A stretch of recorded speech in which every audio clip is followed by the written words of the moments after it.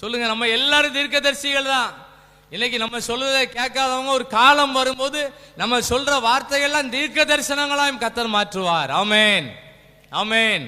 இந்த வேத வசனத்தை தாவீது தினந்தோறும் வாசித்துக்கிட்டே இருக்கிறார். தினந்தோறும் வாசிக்கிறார். சவுல் கையில ஈட்டியை எடுக்கிறாரு. தாவீதை பார்க்கும் போதெல்லாம் ஈட்டியை தூக்கி குத்ததுக்கு வராரு. எத்தனை தடவை எரிந்தாலும் அது தாவீது மேல படவே இல்லை. ஆமென், ஆமென். இந்த வேத வசனத்தை தாவீது தினந்தோறும் வாசிச்சதுனால எவ்வளவு ஆயுதம் அவருக்கு விரோதமாய் வந்தாலும் அவர் அசைக்க முடியல. ஆமென். அடுத்த வசனத்தை வாசிங்க, 11ஆம் வசனத்தை வாசிங்க. அப்பொழுது